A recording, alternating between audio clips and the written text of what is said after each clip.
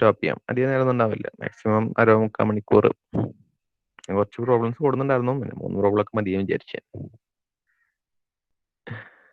അപ്പോ ഈ രാവിലെ കാരണം ആൾക്കാര് കുറവുള്ളതാണ്. 24 ആൾക്കാരേ ഉള്ളൂ. സാധാരണ 40നും 50ന്റെ ഇടയിലൊക്കെ വരാറുണ്ട് ആൾക്കാർ. രാവിലെ ആകുമ്പോ എനിക്ക് വരാൻ കുറച്ച് ബുദ്ധിമുട്ടല്ലേ അല്ലേ? ഇപ്പൊ തന്നെ അറ്റൻഡൻസ് എടുത്ത് അവസാനിപ്പിച്ചാലോ? വേണ്ട, വരാൻ ചാൻസ് കൊടുക്കട്ടെ. എന്തിനാ അറ്റൻഡൻസ് വേണ്ടി ആരും ബുദ്ധിമുട്ടുണ്ടാവും. അപ്പോ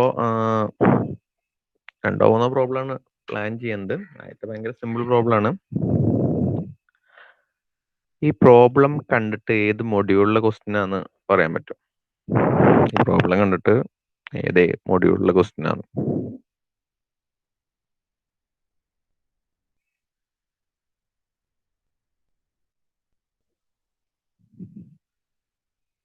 ആർക്കെങ്കിലും പ്രോബ്ലം കാണാല്ലേ? ഏതാ മൊഡ്യൂൾ എന്നെങ്കിലും പറയാൻ പറ്റും?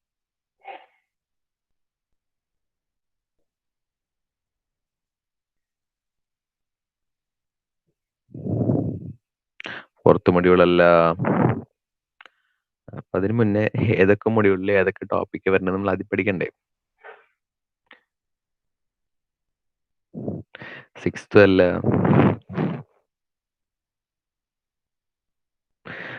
Dark side of Japanese 5th module correct ആണ്. അപ്പൊ ഓരോ മൊഡ്യൂൾ ഞാൻ പറയാറുണ്ട്, ആദ്യത്തെ 4 മൊഡ്യൂള് നമ്മൾ ഡീൽ ചെയ്യുന്നത് വാട്ടറിനെ വെച്ചിട്ട് മാത്രമാണ്. അപ്പൊ ആദ്യത്തെ 2 മൊഡ്യൂളിൽ നമ്മൾ ടർബൈൻസ്, പവർ ജനറേഷനെ പറ്റി പഠിച്ചു. പിന്നത്തെ 2 മൊഡ്യൂൾ 3ഉം 4ലും ആ ജനറേറ്റ് ചെയ്ത പവർ വെച്ച് വർക്ക് ചെയ്യുന്ന മോട്ടോഴ്സിനെ പറ്റി പഠിച്ചു. അപ്പൊ അതിലത്തെ ഒരെണ്ണം സെൻട്രിഫ്യൂഗൽ പമ്പായിരുന്നു, രണ്ടാമത്തെ റെസിപ്രോക്കേറ്റിംഗ് പമ്പായിരുന്നു. അപ്പൊ ആദ്യത്തെ 4 മൊഡ്യൂൾ പഠിച്ചത്. അപ്പൊ ഞാൻ പറയാറുണ്ടായിരുന്നു, എനിക്ക് ആദ്യത്തെ 4 മൊഡ്യൂളാണ് എളുപ്പം. പിന്നത്തെ 2 മൊഡ്യൂളിലേക്ക് തെർമോഡൈനാമിക്സിന്റെ വെച്ച് വരുമ്പോൾ കൺഫ്യൂഷൻ വരാറുണ്ട് ചെറുതായിട്ട്. അപ്പോ പിന്നത്തെ 2 മൊഡ്യൂളിലാണ് ഒന്ന് റെസിപ്രോക്കേറ്റിംഗ് കംപ്രസറും മറ്റേത് സെൻട്രിഫ്യൂഗൽ അല്ലെങ്കിൽ ആക്സിയൽ ഫ്ലോ കംപ്രസറും. റെസിപ്രോക്കേറ്റിംഗ് കംപ്രസർ വരുന്നത് 5th module, axial centrifugal compressor വരുന്നത് 6th മൊഡ്യൂള്. ഈ question single stage reciprocating compressor ആണ്. അതൊരു 5th മൊഡ്യൂളിന്റെ ക്വസ്റ്റ്യൻ ആണ്. ഈ ക്വസ്റ്റ്യൻ ഇങ്ങനെ മുന്നേ പഠിച്ചൊക്കെ ഒന്ന് ഓർമ്മ ഉണ്ടോ എന്ന് ചെക്ക് ചെയ്ത് നോക്കും. ഇപ്പൊ റെസിപ്രോക്കേറ്റിംഗ് കംപ്രസർ പറഞ്ഞപ്പോ അതിന് നമുക്ക് ആദ്യം തന്നെ നമ്മൾ 3 ടൈപ്പ് വർക്ക് ഡണ്ണിന്റെ ഇക്വേഷൻ ഡിറൈവ് ചെയ്തിട്ടുണ്ടായിരുന്നു. ഒന്ന് ഐസോതെർമലും, ഒന്ന് അഡയാബാറ്റിക്കും, മൂന്നാമത്തെ പോളിട്രോപ്പിക്കും. അപ്പോ നമുക്ക് വരുന്ന ക്വസ്റ്റ്യൻസ് 99% ഒന്നെങ്കിൽ അഡയാബാറ്റിക് അല്ലെങ്കിൽ പോളിട്രോപ്പിക് ആയിരിക്കും. പിന്നെ 1% ഇടയ്ക്ക് അവര് ഐസോതെർമൽ വെച്ചിട്ടും കൂടി ഐസോതെർമൽ എഫിഷ്യൻസി കാൽക്കുലേറ്റ് ചെയ്യാൻ പറയും. അപ്പൊ ഈ 3 ഇക്വേഷൻ നമുക്ക് ആവശ്യമുണ്ട് വർക്ക് ഡണ്ണിന്റെ. അപ്പൊ അത് യൂസിങ് ദ P1 V1 വെച്ചിട്ടുള്ള ഇക്വേഷൻ നമുക്ക് ആവശ്യമുണ്ട്. അതേപോലെ MRTP, PV MRT, അതാണ് ബേസിക് ഇക്വേഷൻ. അതിൽ നിന്നാണ് നമ്മളെല്ലാം സ്റ്റാർട്ട് ചെയ്യുന്നത്. അപ്പൊ വർക്ക് ഡണ്ണിന്റെ 3 ഇക്വേഷൻ നമുക്ക് പഠിക്കാനുണ്ട്, ഐസോതെർമലും അഡയാബാറ്റിക് ഒക്കെ വെച്ചിട്ട്. അപ്പൊ ഈ ക്വസ്റ്റ്യൻ ഏത് പ്രോസസ് ആണ്? ഐസോതെർമൽ ആണോ, അഡയാബാറ്റിക് ആണോ, പോളിട്രോപ്പിക് ആണോ?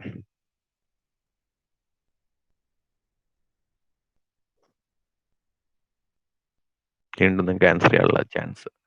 ഈ ക്വസ്റ്റ്യൻ ഐസോതെർമൽ ആണോ, അഡയാബാറ്റിക് ആണോ, പോളിട്രോപ്പിക് ആണോ? Okay, it's A polytropic process. അപ്പൊ അത് മനസ്സിലാവുന്ന PV/1.35 എന്ന് എഴുതിയിട്ടുണ്ട്. PV/1.4 ആണെങ്കിൽ നമുക്ക് അഡയാബാറ്റിക് എന്ന് പറയാം. PV കോൺസ്റ്റന്റ് എന്ന് പറഞ്ഞാൽ നമുക്കത് ഐസോതെർമൽ പ്രോസസ് എന്ന് പറയാം. So here it is given PV/1.35 constant. So അപ്പോൾ എന്റെ value not equal to 1 and some other value, it is called polytropic process. അപ്പൊ നമുക്ക് യൂസ് ചെയ്യേണ്ട ഇക്വേഷൻ പോളിട്രോപ്പിക് പ്രോസസ്സിന്റെ ഇക്വേഷൻ ആണ്. So it's a single stage reciprocating compressor takes 1 meter cube of air per minute. അപ്പോൾ inlet എയറിന്റെ quantity എന്ന് പറയുന്നത് 1 meter cube per minute ആണ്. നമ്മൾ പ്രോബ്ലം ചെയ്യുമ്പോൾ എപ്പോഴും അത് സെക്കൻഡ്സിൽ എഴുതാറുള്ളൂ. അതൊന്ന് ഓർക്കണം. അവർ തരുന്ന യൂണിറ്റ് 1 meter cube ആണെങ്കിൽ നമ്മൾ സെക്കൻഡ്സിക്കായിട്ട് മാറ്റണം. At 1.013 bar. ഇപ്പൊ നമ്മൾ ക്വസ്റ്റ്യനിൽ യൂണിറ്റ് ബാറിലായിരിക്കും തരേണ്ടത്. ബാർ നമ്മൾ യൂസ് ചെയ്യാറില്ല, നമ്മൾ പാസ്കലിലായിട്ടാണ് ചെയ്യാറ്. 1 bar is equal to 10⁵ Pascal ആണ്, അല്ലെങ്കിൽ 10⁵2 കിലോ പാസ്കൽ ആണ്, 100 kilo Pascal. And 15 degree Celsius നമ്മൾ ഡിഗ്രി സെൽഷ്യസിൽ ചെയ്യാറില്ല. Will be using kelvin. Delivers at 7 bar. അപ്പോൾ ഔട്ട്ലെറ്റ് പ്രഷർ P2ന്റെ വാല്യൂ വന്നിട്ടുണ്ട് 7 ബാർ വന്നിട്ടുണ്ട്. Assuming the law of compression follows PV raised to 1.35 is equal constant. അതിന്റെ meaning it's A polytropic process and the clearance is negligible. നമ്മൾ reciprocating compressor ചെയ്തപ്പോൾ 2 type compressor ചെയ്തിട്ടുണ്ടായിരുന്നു. Clearance volume ഉള്ളതും ചെയ്തിട്ടുണ്ടായിരുന്നു, clearance volume ഇല്ലാത്തതും ചെയ്തിട്ടുണ്ടായിരുന്നു. ഈ question it's A pure case of without clearance volume. Calculate the indicated power. ഇതിൽ നമ്മൾ കാൽക്കുലേറ്റ് ചെയ്യാൻ വന്നിരിക്കുന്നത് ഇൻഡിക്കേറ്റഡ് പവർ ആണ്. അതിൽ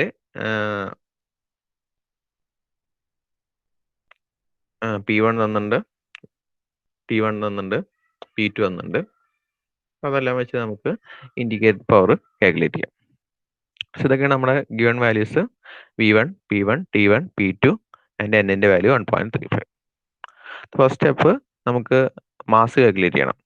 PV = MRT എന്ന റിലേഷൻ വെച്ചിട്ട് നമ്മൾ മാസ് കാൽക്കുലേറ്റ് ചെയ്യും. അതിൽ P1 ഉം V1 ഉം അറിയാം. Rന്റെ വാല്യൂ എല്ലാവർക്കും പഠിച്ചിരിക്കേണ്ടതാണ് 287 ആൻഡ് T1 അറിയാം. Will calculate the mass. കാരണം നമ്മൾ ഇൻഡിക്കേറ്റഡ് പവറിന്റെ ഇക്വേഷൻ എന്ന് പറയുന്നത് N/N-1 MRT1 T2/T1 അങ്ങനെയാണ്.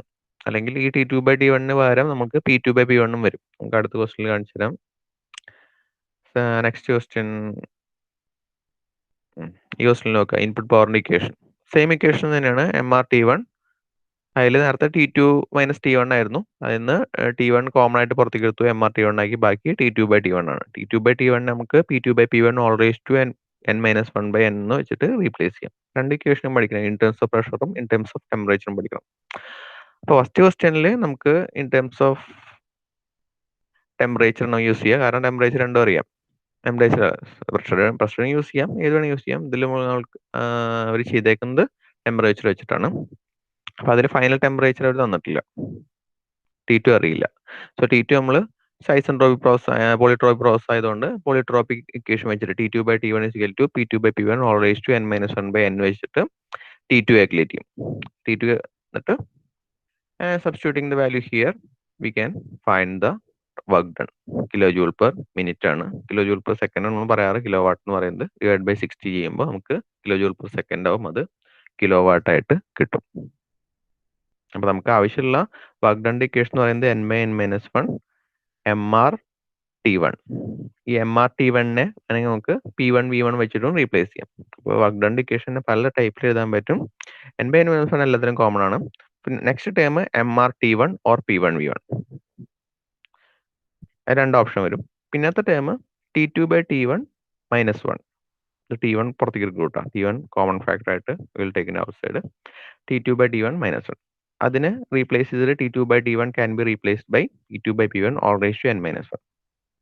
So in this question the values of P1 and P2 is given.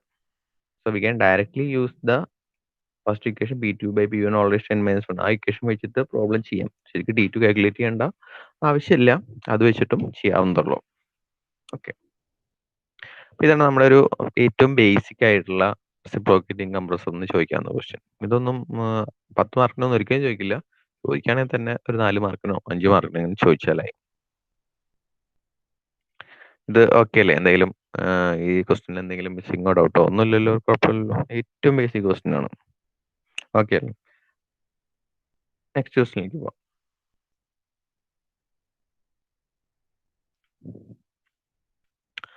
The following data relate to performance test of a single acting 14 cm by 10 cm reciprocating compressor. Suction pressure, inlet pressure 1 bar, suction temperature 20 degree, inlet temperature, discharge pressure, outlet temperature, speed of the compressor RPM തന്നിട്ടുണ്ട്, and shaft power, mass അത് തന്നിട്ടുണ്ട്. Calculate the actual volumetric efficiency. So volumetric efficiency പറയുന്നത് നമുക്കൊരു clearance വോളിയൊക്കെ വരുമ്പോൾ volumetric efficiency വരും. Okay, indicated power, isothermal efficiency, mechanical efficiency, overall isothermal efficiency. Indicated power നമ്മൾ use ചെയ്തു. അത് ഏത് പ്രോസസ് ആണെന്ന് പറഞ്ഞിട്ടുണ്ടാവും, P2/P1. ഒന്ന് പറഞ്ഞിട്ടുണ്ടെങ്കിൽ നമുക്ക് ഒരു പോളിട്രോപിക് പ്രോസസ് ആണ് അസ്യൂം ചെയ്യാം. Nന്റെ വാല്യൂ തന്നിട്ടില്ല. Nന്റെ വാല്യൂ തന്നിട്ടില്ല. അപ്പൊ അതുകൊണ്ട് എന്തുകൊണ്ട് ഞാൻ പോളിട്രോപിക്, നോർമലി ഒരു ഇതെല്ലാ പ്രോസസ്സുകളും നമുക്ക് 99 ക്വസ്റ്റ്യൻസും പോളിട്രോപിക് പ്രോസസ്സുകളായിരിക്കും. അപ്പൊ ഇതിൽ Nന്റെ വാല്യൂ തന്നിട്ടില്ല. എങ്ങനെ നമ്മൾ Nന്റെ വാല്യൂ കാൽക്കുലേറ്റ് ചെയ്യും? അപ്പൊ അത് നമ്മൾ യൂസ് ചെയ്യാം. നേരത്തെ പ്രീവിയസ് ക്വസ്റ്റിനിൽ എഴുതി T2 by T1 is equal to P2 by P1 all raised to n minus 1 by n. ഈ ഇക്വേഷനിലെ P1 തന്നിട്ടുണ്ട്, P2 തന്നിട്ടുണ്ട്, T2 തന്നിട്ടുണ്ട്, T1 തന്നിട്ടുണ്ട്. So all four values are given. So we have to find out the value of n only. So by using that n, we can calculate the value of indicator power. And the third one is the isothermal efficiency. Isothermal efficiency is the ratio between isothermal power and actual power. So actual power can be calculated using the equation polytropic equation n by n minus 1.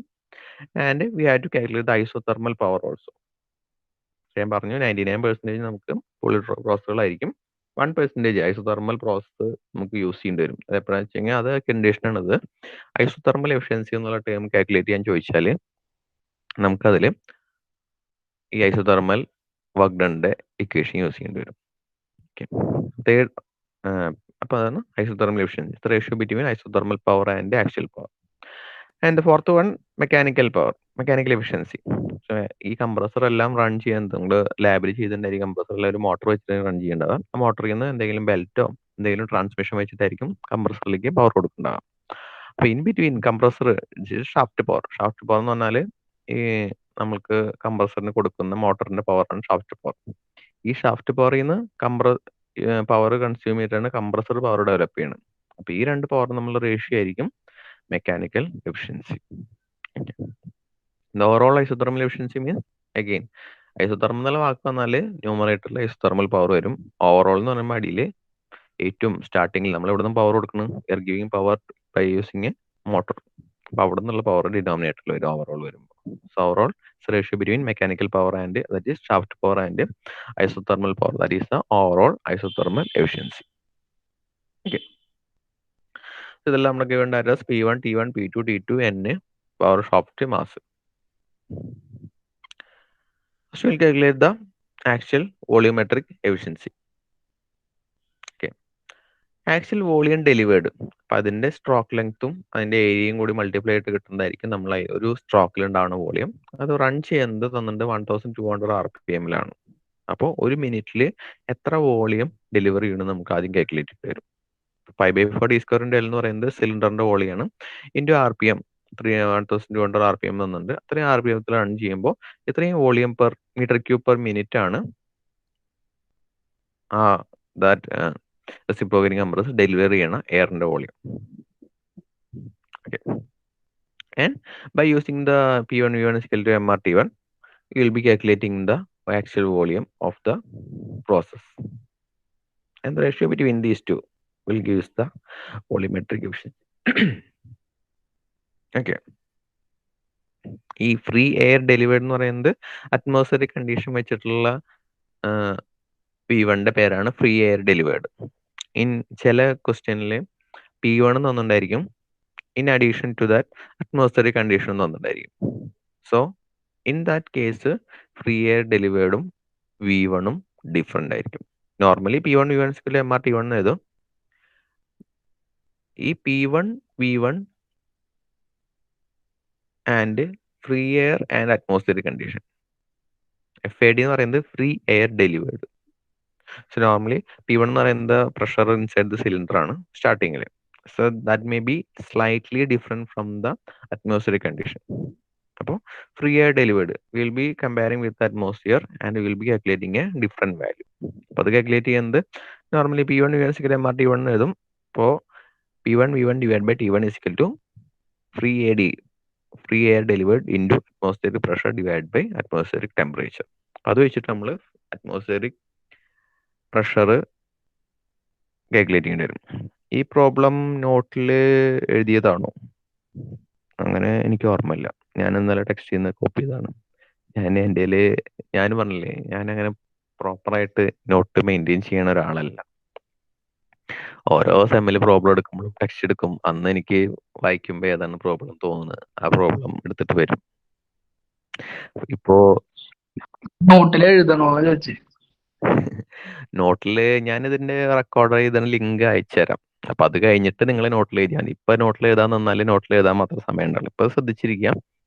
എന്നിട്ട് നോട്ടിൽ ഞാൻ record ചെയ്ത ഇതിന്റെ YouTube link അയച്ചുതരാം. അത് നോക്കിയിട്ട് താല്പര്യമുള്ളവർക്ക് not ചെയ്താം. ഇത് രജ്പുത്ത് എന്നുള്ള ടെക്സ്റ്റിലെ പ്രോബ്ലംസ് ആണ്. Thermal engineering Rajput. അപ്പൊ അതില് എയർ കംപ്രസർ ഞാൻ ഷെയർ ചെയ്തിട്ടുണ്ടായിരിക്കും ഓൾറെഡി. ഇതിന്റെ ഞാൻ ഫോൺ വെച്ച് സ്കാൻ ചെയ്തിട്ടുള്ള സാധനങ്ങൾ ഞാൻ ഷെയർ ചെയ്തിട്ടുണ്ടായിരുന്നു. അതിൽ നിന്നുള്ള പ്രോബ്ലംസ് ആണ്. അത് നോട്ടിൽ എഴുതി പഠിക്കുന്നതാണ് എപ്പോഴും പ്രോബ്ലംസ് നല്ലത്. വായിച്ച് പഠിച്ചാൽ എക്സാമിന് നല്ല രസം ഉണ്ടായിരിക്കും. എന്തുകൊണ്ടും പ്രോബ്ലംസ് എഴുതി തന്നെ പഠിക്കണം. ഇത് ഇപ്പോ ക്ലാസ് എടുക്കുന്നതിന്റെ ഒപ്പം എഴുതാനുള്ള സമയം നമ്മൾ കൊടുക്കുകയാണെങ്കിൽ എനിക്ക് 1 മണിക്കൂറിന്റെ ഉള്ളിൽ ഒരു പ്രോബ്ലം ഒക്കെ ചെയ്യാൻ പറ്റും. അപ്പൊ നമ്മൾ മാക്സിമം പ്രോബ്ലം 2-3 പ്രോബ്ലം ഒക്കെ ഡിസ്കസ് ചെയ്യാൻ ഉദ്ദേശിച്ചിട്ടുണ്ട്. അപ്പൊ അതുകൊണ്ട് ഇപ്പൊ തൽക്കാലം എഴുതണ്ട. ഇപ്പോ നമ്മളിങ്ങനെ പോട്ടെ. അതിലെന്തെങ്കിലും ഡൗട്ടുകൾ ഉണ്ടെങ്കിൽ ചോദിക്കുക, നമ്മൾ ക്ലിയർ ചെയ്ത് പോവാം. ബാക്കി വീഡിയോ ലിങ്ക് അയക്കുമ്പോൾ ആ ലിങ്ക് വെച്ച് എഴുതിയിട്ട് നോട്ട് എഴുതിയിട്ട് പഠിച്ചു വെക്കാം. എന്നിട്ട് പിന്നെ അപ്പോഴെന്തെങ്കിലും ഡൗട്ട് വരികയാണെങ്കിൽ വീണ്ടും ചോദിക്കാം. ഓക്കെ. അപ്പൊ നമ്മൾ ആദ്യം കാൽക്കുലേറ്റ് ചെയ്യാൻ പറഞ്ഞിരിക്കുന്നത് free air delivered volumetric efficiency ആയിരുന്നു. It's a ratio between the actual volume supplied, that is free air delivered, and the capacity of the cylinder. That is the ratio between volumetric efficiency. So as we calculate the volumetric efficiency as a 77.38%. Second thing, we will be calculating the indicated power. So indicated power is so we are assuming it is a polytropic process, and we will be calculating the value of n first. When calculate n, we will be using the equation P1 by T2 by D1 is equal to P2 by P1 all raised to n minus 1 by n. And we will be finding the value of n. T2 by D1 is equal to P2 by P1 all raised to n minus 1 by n. So in this, we know the value of T2 T1 and P2 P1. The only unknown is n minus 1 by n. So we'll be taking natural logarithm, and we'll be finding out the value of n as 1.32. Okay. So index of compression is 1.32. It is a polytropic process. So we'll be using the equation input power of polytropic process n by n minus 1 mRT1 P2 by P1 all raised to n minus 1 by n minus 1. So we know all the values. Mass is given as meter 1.7 kilogram per minute. So we have to convert into kilogram per second. 1.7 divided by 60. The value of R is equal to 0.287 kilojoule per kilogram Kelvin, and T1 293 Kelvin. The pressure ratio 6 and 1 all raised to n minus 1 by n. We will get the power as 5.36 kilojoule per second or kilowatt. 5.346 kilowatt. This is the second thing we have to calculate the indicated power. The third thing we will be calculating the isothermal efficiency. So isothermal efficiency is the ratio between isothermal power and the actual power. So isothermal power and actual power. So actual power is we have calculated. The indicated power is the actual power of the compressor 5.346. So we need the value of isothermal power also. So isothermal power is given by mRT1 ln P2 by P1. So we will be calculating the value 4.269 kilojoule per second or kilowatt is the isothermal power. So isothermal efficiency is the ratio between isothermal power and the actual power. So we got the value of 79.85%. So isothermal power equation അത് നമുക്ക് ആവശ്യമുണ്ട്. ഇങ്ങനെ isothermal efficiency എന്നുള്ള term calculate ചെയ്യാനാണ് കൂടുതലും ചോദിക്കാറ്. അപ്പൊ ഈ question അത്യാവശ്യം ലെങ്ത് ഒക്കെ ഉള്ള ക്വസ്റ്റ്യൻ ആണ്. ഇതൊക്കെ ഒരു 10 മാർക്കിനായിട്ട് യൂണിവേഴ്സിറ്റി ചോദിക്കാറുള്ള ക്വസ്റ്റ്യൻ ആണ്. The next thing will be calculating the mechanical efficiency. So mechanical efficiency, ഞാൻ പറഞ്ഞു, the compressor is run with the help of a motor. From the motor, the power is transmitted with the help of a belt drive or shaft drive something.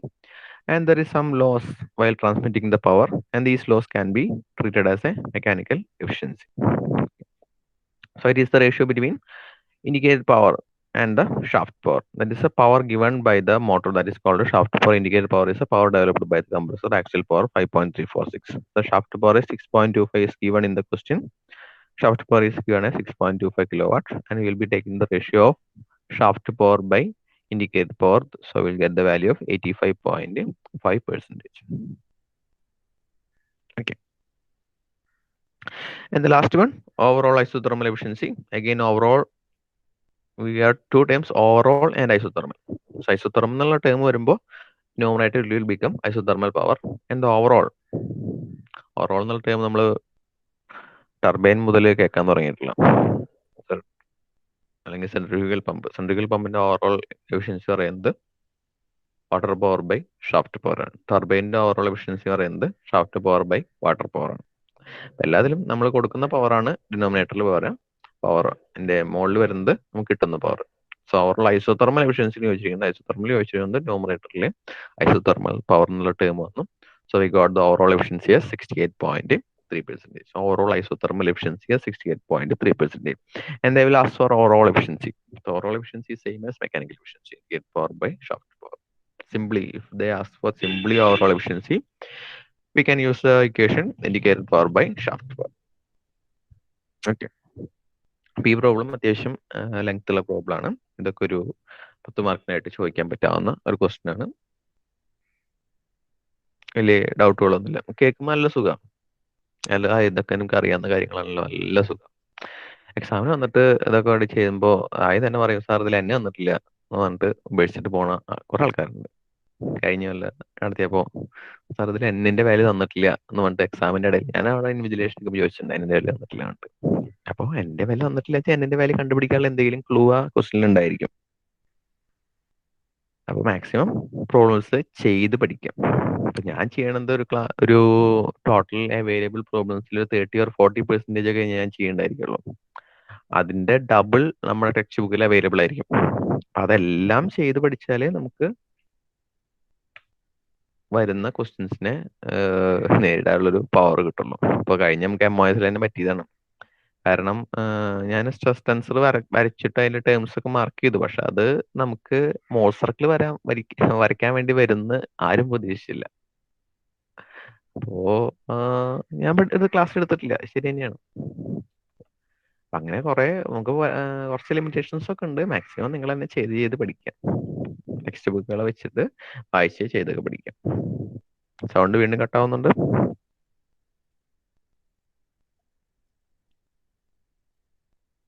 Series ടെസ്റ്റിന് 4, 5, 6 മൊഡ്യൂളാണ്. 3 module. അതിൽ ഏതെങ്കിലും 2 module പഠിച്ചാൽ full mark കിട്ടും. അങ്ങനെയായിരിക്കും question set ചെയ്യേണ്ടാവുക. MOSനെ പറ്റിയൊന്നും പറയണ്ട, അതൊക്കെ ദുരന്തമാണ്. ബാക്കി നമുക്ക് ഇപ്പോഴുള്ള ഫ്ലൂയിഡിനെ പറ്റി പറയാം. സീരീസ് ടെസ്റ്റിംഗ് ഇപ്പോൾ ലേറ്റ് ആയിട്ട് കുറെ ആൾക്കാർ 40 ആളായാലും ലേറ്റ് ആയി കുറെ ആൾക്കാർ വന്നിട്ടുണ്ടെന്നും പറയാം. സീരീസ് ടെസ്റ്റിന്റെ കാര്യം പറയുകയാണെങ്കിൽ നമുക്ക് 2 മണിക്കൂറാണ് എക്സാം. 5 ക്വസ്റ്റ്യൻ ആൻസർ ചെയ്യേണ്ടി വരും. 5ഉം ഇതേപോലത്തെ നല്ല ലെങ്തി പ്രോബ്ലംസ് ആയിരിക്കും. അപ്പൊ 5 ക്വസ്റ്റ്യൻ എന്ന് പറഞ്ഞാല് ടോട്ടൽ നമുക്ക് 3 മൊഡ്യൂൾ എക്സാമിനുണ്ട്. 4, 5, 6 മൊഡ്യൂൾ എക്സാമിനുണ്ട്. 2 മൊഡ്യൂളിൽ നിന്ന് 3 ക്വസ്റ്റ്യൻ വെച്ചിട്ടുണ്ടായിരിക്കും. 1 മൊഡ്യൂളിൽ നിന്ന് 2 ക്വസ്റ്റ്യൻ ഉണ്ടായിരിക്കും. അപ്പൊ നിങ്ങൾക്ക് 5 ക്വസ്റ്റ്യൻ ആൻസർ ചെയ്താൽ 1 മൊഡ്യൂൾ സ്കിപ്പ് ചെയ്താലും നിങ്ങൾക്ക് 5 ക്വസ്റ്റ്യൻ ആൻസർ ചെയ്യാൻ പറ്റും. ഓക്കെ. പഴയ പോലെ തന്നെ ഒബ്ജക്റ്റീവ് ആയിട്ട് ആൻസർ ഫില്ല് ചെയ്തിട്ട് ഡിസ്ക്രിപ്റ്റീവ് ആയിട്ട് എഴുതിയിട്ടുള്ള റിട്ടേൺ. അപ്പോൾ സീരീസ് ചെയ്താലുള്ള പേപ്പർ ഒക്കെ എടുത്ത് വയ്ക്കാം. അല്ല വൃത്തിയായിട്ട് ക്വസ്റ്റ്യൻ നമ്പർ ഇട്ടിട്ട് എഴുതിയിട്ട് അത് അപ്ലോഡ് ചെയ്തിട്ട് സമയത്തിനുള്ളിൽ അപ്ലോഡ് ചെയ്യാം. 3 പ്രോബ്ലംസ് ചോദിക്കുന്ന മൊഡ്യൂൾ ഏതാന്ന് ചോദിച്ചാൽ ഞാൻ അങ്ങോട്ട് തീരുമാനിച്ചിട്ടില്ല.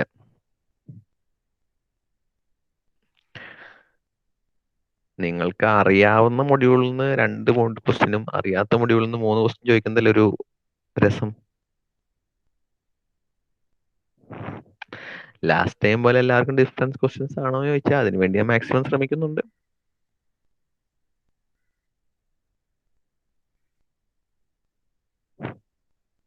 കോമൺ ക്വസ്റ്റ്യൻസ് എന്തിനാണ് പിന്നെ എക്സാം പ്രഹസനം നടത്തുന്നത്?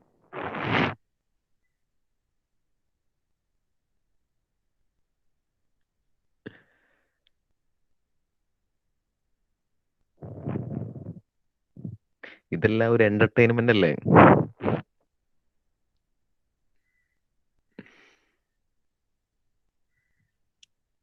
കഴിഞ്ഞ ക്വസ്റ്റ്യൻ ഡിഫറെന്റ് ക്വസ്റ്റ്യൻസ് കൊടുത്തിട്ട് അത്യാവശ്യം എല്ലാവർക്കും നല്ല മാർക്ക് കിട്ടും. 1, 2 റീടെസ്റ്റ് ചെയ്തിട്ട് കയറിയെന്നുള്ളൂ. പക്ഷെ എല്ലാവർക്കും നല്ല മാർക്ക് കിട്ടി. അപ്പൊ എനിക്കൊരു സാറ്റിസ്ഫാക്ഷൻ ഉണ്ടായിരുന്നു. സർ ഉണ്ടാവോ?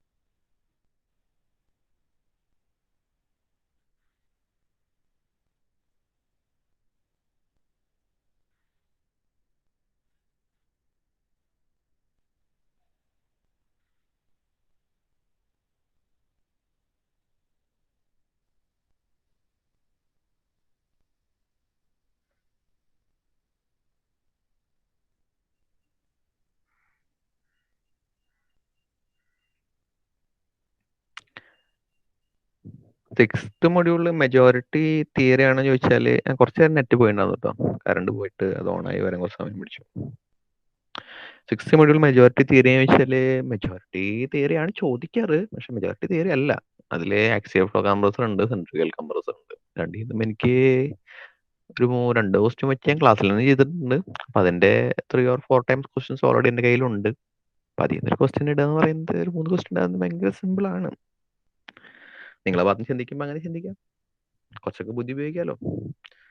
അപ്പോ ഉറപ്പൊന്നുമില്ല, കാരണം എല്ലാ മൊഡ്യൂളിലും ഇഷ്ടപ്രകാരം ക്വസ്റ്റ്യൻസ് ഉണ്ട്, അവൈലബിൾ ആണ്, ക്വസ്റ്റ്യൻസ് അവൈലബിൾ ആണ്. പ്രോബ്ലമായിട്ട് പേപ്പർ ഇതിപ്പോ ഞാനിപ്പോ 2 എക്സ്ട്രാ റെഫർ ചെയ്യണല്ലോ. ഇപ്പൊ നിങ്ങൾക്ക് ആദ്യത്തെ 4 മൊഡ്യൂൾ ഞാൻ ഒരു ബെൻസാല് മാത്രമേ റെഫർ ചെയ്തിട്ടുള്ളൂ.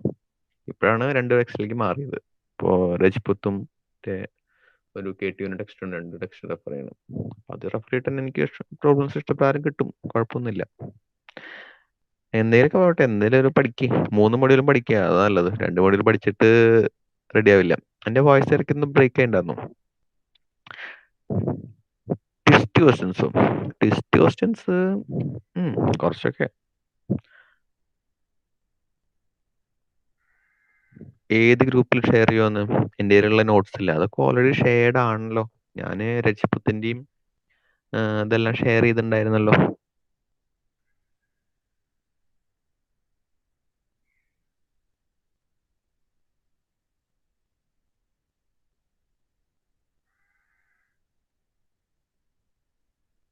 ഇടാൻ പോണ ക്വസ്റ്റ്യൻസ് എല്ലാം ഇടാൻ, അപ്പൊ ആൻസർ ചെയ്ത് പഠിക്കാലോ. വളരെ നൈസ് ഐഡിയ. ഇടാൻ പോണ ക്വസ്റ്റ്യൻസ് ഏതാണെന്ന് സത്യം പറഞ്ഞാൽ ഞാൻ അതുവരെ തീരുമാനിച്ചിട്ടില്ല. ഒരു 9 ക്വസ്റ്റ്യൻ സെലക്ട് ചെയ്യാൻ പറയുന്ന കാലത്തിന്റെ സെലക്ട് ചെയ്യാവുന്നുള്ളൂ. അത് പിന്നെ ആ ക്വസ്റ്റ്യനിലെ മോഡിൽ സെറ്റ് ചെയ്യാനാണ് കുറച്ച് സമയം പിടിക്കാം. നോക്കട്ടെ, സൺഡേ ആവുമ്പോഴേക്കും റെഡി ആവും. സൺഡേ ലോക്ക്ഡൌൺ അല്ലേ, സൺഡേ സെറ്റ് ചെയ്യും മിക്കവാറും.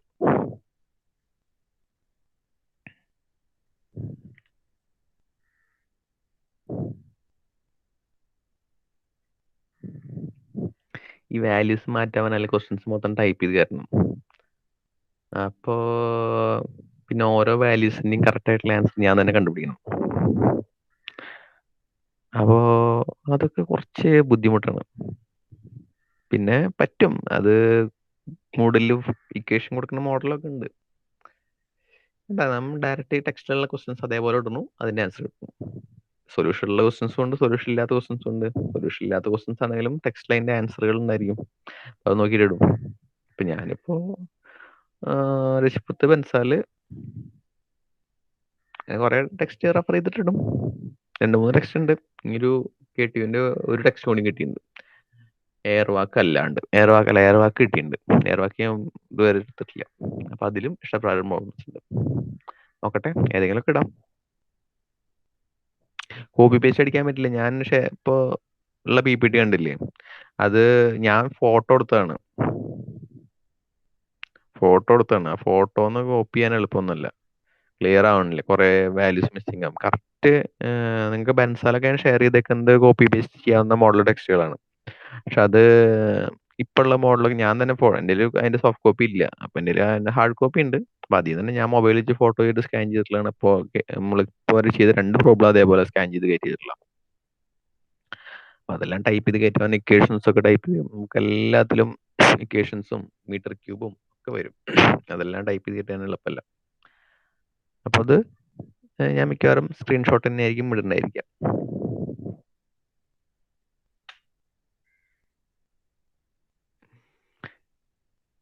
ക്ലൂസ് ഞാൻ പറഞ്ഞില്ലേ, 3 ക്വസ്റ്റ്യൻ ഉണ്ടാവും 2 മൊഡ്യൂളിൽ നിന്ന്, 2 ക്വസ്റ്റ്യൻ 1 മൊഡ്യൂളിൽ നിന്ന്.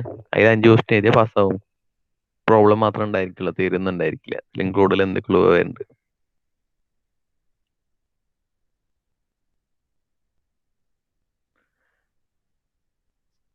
കോമൺ ക്വസ്റ്റ്യൻ പേപ്പർ നിങ്ങൾക്ക് കോമൺ ക്വസ്റ്റ്യൻ പേപ്പർ ആക്കണ കാര്യം ആലോചിക്കായികയില്ല. പക്ഷെ കോമൺ ക്വസ്റ്റ്യൻ പേപ്പർ ആക്കിയ കാര്യമില്ല, എല്ലാ അതുപോലെ ഞാൻ ഇടയ്ക്കിടയ്ക്ക് ട്രോൾഡ് ആറില്ല. എല്ലാവരും ആൻസർ ഷീറ്റും അതേപോലെ ഇരിക്കും. ഞാൻ പിന്നെ ഏതെങ്കിലും ഒരു ആൻസർ ഷീറ്റ് വാല്യൂ ചെയ്തിട്ട് എല്ലാവർക്കും മാർക്ക് കൊടുക്കും. അതും സുഖം കേട്ടോ, ഒരു ആൻസർ ഷീറ്റ് മാത്രം വാല്യൂ ചെയ്താൽ മതി.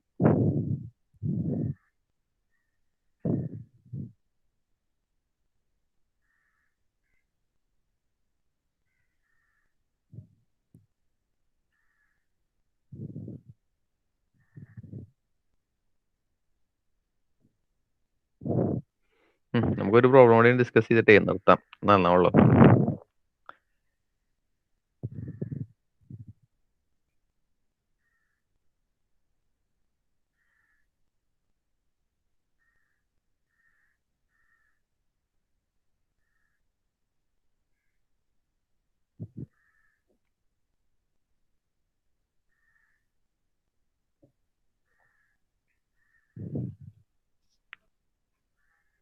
Question കാണാല്ലേ? A single stage double acting air compressor is required to deliver 14 meter cube of air per minute, measured at 1.013 bar and 15 degrees Celsius. The delivery pressure is 7 bar. The speed is 300 rpm. Take the clearance volume as 5% of the swept volume. With the index of compression is 1.3, calculate the swept volume of the cylinder, delivery temperature and degree pressure. ഇപ്പോൾ right സൈഡിൽ നമുക്കൊരു indicator PV diagram ഇതിന് വരച്ചിട്ടുണ്ട്. ഇത് it's a reciprocating compressor with clearance വോളിയാണ്. അപ്പൊ നമുക്ക് suction stroke ഉണ്ട് 4 to 1, 1 to 2 കംപ്രഷൻ സ്ട്രോക്ക് ആണ്, 2 to 3 ഡെലിവറി സ്ട്രോക്ക് ആണ്, ആൻഡ് 3 to 4 എക്സ്പാൻഷൻ സ്ട്രോക്ക് ആണ്. അപ്പോൾ ഈ ഇൻഡിക്കേറ്റർ ഡയഗ്രാം ഇടയ്ക്ക് നല്ല ഡീറ്റെയിൽ ആയിട്ട് പഠിക്കണം. എന്താ വെച്ചിട്ടുള്ള ഇൻഡിക്കേറ്റർ ഡയഗ്രാം ഡീറ്റെയിൽ ആയിട്ട് പഠിച്ചിട്ടാണ് നമുക്ക് റെസിപ്രോക്കേറ്റിംഗ് കംപ്രസർ വിത്ത് ക്ലിയറൻസ് വോളിയത്തിന് എല്ലാ ക്വസ്റ്റ്യൻസും ചെയ്യാൻ പറ്റുള്ളൂ. അപ്പൊ ഇതില് 2-3 വോളിയംസ് ഉണ്ട്. Clearance volume. അപ്പോൾ ക്ലിയറൻസ് വോളിയം എന്ന് പറഞ്ഞാൽ റെസിപ്രോക്കേറ്റിംഗ് കംപ്രസറിന്റെ പിസ്റ്റൺ അതിന്റെ ടോപ്പ് പൊസിഷനിലാണെങ്കിലും ആ പിസ്റ്റന്റെ ഹെഡും സിലിണ്ടറിന്റെ കവറും തമ്മിൽ ചെറിയ ഗ്യാപ്പ് ഉണ്ടായിരിക്കും. അതിന്റെ ഇടയിൽ ചെറിയ എമൗണ്ട് ഓഫ് എയർ ട്രാപ്പ് ചെയ്യുന്നുണ്ടായിരിക്കും. And that volume is called clearance volume. Okay. അപ്പോൾ ഒരു ഡെലിവറി സ്ട്രോക്ക് കഴിയുമ്പോൾ ഇതിന്റെ ഉള്ളിൽ പിസ്റ്റൻ ഹെഡിന്റെയും സിലിണ്ടർ കവറിന്റെയും ഇടയിന്റെ ഉള്ളിൽ കുറച്ച് എയർ ട്രാപ്ഡ് ആയിരിക്കും. ആ എയറിന്റെ പ്രഷർ എന്ന് പറയുന്നത് P2 ആയിരിക്കും. And when the piston is travelling from top dead centre to bottom dead centre, initially the pressure P2 ഉണ്ടാകുന്ന pressure it will be reduced to P1. Okay, so 3 to 4 process is the expansion of the air trapped inside between the cylinder head and piston head. Okay, and after reaching the pressure 4, now the atmospheric condition 1.013 is reached. And after that, when the piston moving backward, a negative pressure is created. The air will be entering into the cylinder.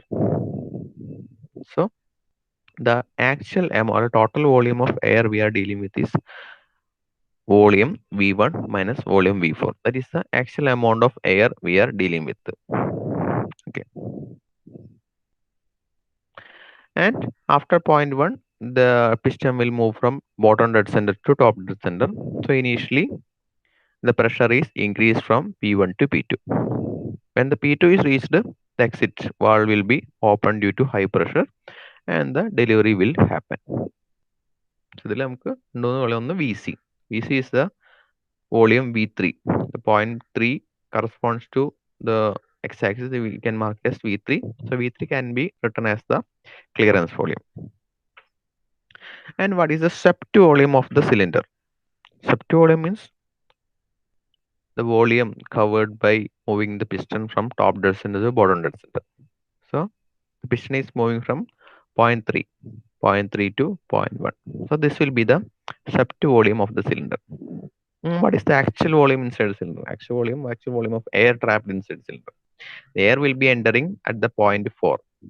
Air will be entering at the point 4 and the entry will be stopped at the point 1. So this is the amount of air trapped inside the cylinder, that is V1 minus V4. So we got 3 volume, BC, VS and VA, actual volume. Or sometimes we will be marking it as V1 minus VA. Okay. So here is the given data. So air delivered is 40 meter cube per minute. P1 is equal to 1.013 bar and T1 is equal to 288 Kelvin, P2 7 bar and 300 RPM, VC 0.505 and VS given as clearance volume is 5% of the swept volume. So we can write VC. VC can be written as V3 is equal to 0.05% of 0.05 of VS. Okay. And the index of compression 1.3. First thing will be calculating the value of VS. Okay. So we know the relation between VC and Vs. Also, we know that the actual volume is equal to V1 minus V4. So Vs can be written as V1 minus V3. So this is the first point V1. This is the third point. Point correspond to point 3 in the x-axis. It's V3.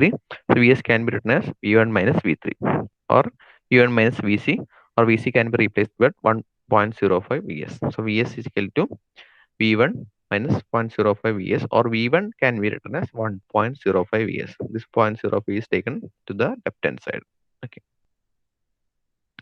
Now the actual volume is air dealing is V1 minus V4. So in the question they have given that they are delivering 14 meter cube per minute and it is running at a 300 rotation per minute. If we dividing 14 by 300, we will get the amount of air. But they have divided with the 2 also. Why they have divided with the 2? എന്തുകൊണ്ടാണ് ആ രണ്ടോട് divide ചെയ്തേക്കുന്നത്? Normally air delivered 40 metre cube per minute ആണ്. അതിനെ RPM കൊണ്ട് divide ചെയ്താൽ amount of air എത്രയാണ് volume എന്ന് കിട്ടും. എന്തിനാണ് അത് 300 കൊണ്ട് ഡിവൈഡ് ചെയ്യാൻ എക്സ്ട്രാ 2 കൊണ്ട് ഡിവൈഡ് ചെയ്തേക്കുന്നത്? ആർക്കെങ്കിലും പറയാൻ പറ്റും?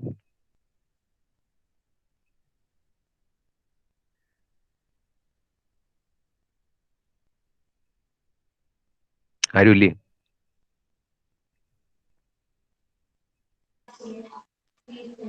ഡബിൾ ആക്ടിങ് വേണ്ട.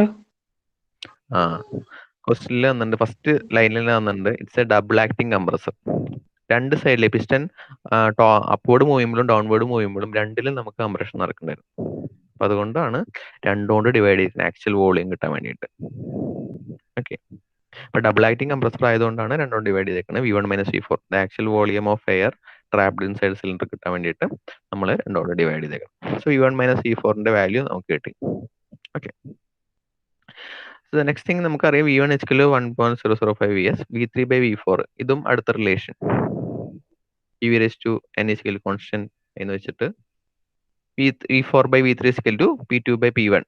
V4ന് കറസ്പോണ്ടിങ് ആയിട്ട് P1 ആണ്, V3ക്ക് കറസ്പോണ്ടിങ് ആയിട്ട് P2 ആണ്. അപ്പൊ PV raised to n is equal to constant അത് വെച്ചിട്ട് V4 by V3 is equal to P2 by P1 all raised to 1 by n.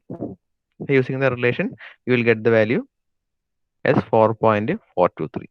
So we can write V4 is equal to 4.423 V3 എന്ന് എഴുതാൻ പറ്റും. Again V3 equal to 0.05 Vs, or we can write V4 is equal to 0.221 Vs എന്ന് എഴുതാൻ പറ്റും. So again V1 minus V4 is equal to 1.05 Vs minus 0.221 Vs equal to 0.223, or Vs equal to 0.0281 meter cube. That is a sept volume. നമ്മുടെ first question. എന്തേ ആരെയൊക്കെ doubt ഉണ്ടോ? ആരോ mic on ചെയ്തിട്ടുണ്ടാവല്ലോ.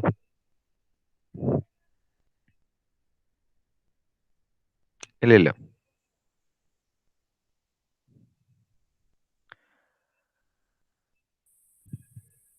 അപ്പൊ Sept volume ഒക്കെയാണ്. ഇപ്പോൾ ഈ diagram മനസ്സിലായിട്ട് അതിൽ ഏതാണ് ക്ലിയറൻസ് വോളിയം, ഏതാണ് സെപ്റ്റ് വോളിയം, ഏതാണ് actual volume of air dealing, ഈ 3 കാര്യങ്ങൾ മനസ്സിലായാൽ മാത്രമേ നമുക്ക് ഈ 3 ഇക്വേഷൻസ് ഈ ഗ്രാഫിൽ നിന്ന് എഴുതിയിട്ട് സെപ്റ്റ് വോളിയത്തിന്റെ വാല്യൂ കാൽക്കുലേറ്റ് ചെയ്യാൻ പറ്റുള്ളൂ. അപ്പോൾ ഇത് ഇൻഡിക്കേറ്റർ PV ഡയഗ്രാം ആണ്. Reciprocating compressor with clearance volume. Single acting double ആക്ടിങ്ങിന് വലിയ വ്യത്യാസമൊന്നുമില്ല. ഡബിൾ ആക്ടിങ്ങിന്റെ രണ്ടോണ്ട് ഡിവൈഡ് ചെയ്യണമെന്നുള്ളൂ, വേറെ വേരിയേഷൻ ഒന്നുമില്ല. The second thing, we have to calculate the delivery temperature. Okay, so delivery temperature calculate we will be using the polytropic process indication use ചെയ്യും. T2 by T1 is equal to P2 by P1 all raised to n minus 1 by n. So T2 minus T2 എന്ന value calculate 450 Kelvin. Degree സെൽഷ്യസിലായിട്ട് ഏതെന്ന് നിർബന്ധമൊന്നുമില്ല, സമയം ഉണ്ട് വെച്ചെങ്കിൽ നമ്മുടെ ഒരു maximum ഭംഗിയൊക്കെയെന്ന് പറയില്ലേ, അത്രേ ഉള്ളൂ. And the last one, indicated power. It's a polytropic process. So polytropic process in the power n by n minus 1 P1. V1 ആയിരുന്നു ഇതുവരെ എല്ലാത്തിനും യൂസ് ചെയ്തിട്ടുണ്ടായിരുന്നു. ഇനി അങ്ങോട്ട് ക്ലിയറൻസ് വോളിയം ഉള്ള കേസുകളിൽ actual volume of air V are dealing അതാണ് നമ്മളിവിടെ ഫില്ല് ചെയ്യാം. V1 മൈനസ് V4 എന്നുള്ള വാല്യൂ ആയിരിക്കും P1 V1 എന്നുള്ളടത്ത് ഫില്ല് ചെയ്യാം. Indicator power, if the process is with the clearance volume, we will be substituting the value V1 minus V4. Okay. So V1 minus V4 value substitute and we will getting the power as 57.56 kilowatt. Okay.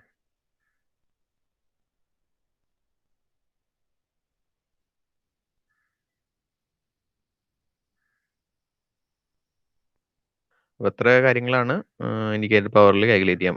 3 കാര്യങ്ങൾ calculate ചെയ്യാം. Sept volume, delivery temperature, indicator pressure, indicator power. അപ്പോൾ 3 problem മതി. ഇനിയുണ്ട്, കുറേ ഉണ്ട് problems. ഞാൻ എഴുതി വെച്ചിട്ടുണ്ടായിരുന്നു. മതി, 3 മതി തൽക്കാലം. ഓവറായാൽ തന്നെ കുറച്ച് ഓവറാണ്. അപ്പം എല്ലാവരും റോൾ നമ്പർ ഇതിൽ ചാറ്റിൽ ടൈപ്പ് ചെയ്തിട്ട് എക്സിറ്റ് ചെയ്ത് പൊക്കോളൂ. ഞാൻ അറ്റൻഡൻസ് അതിൽ പോസ്റ്റ് ചെയ്യാം, ചാറ്റും ഗ്രൂപ്പിൽ പോസ്റ്റ് ചെയ്യാം. Okay, thank you.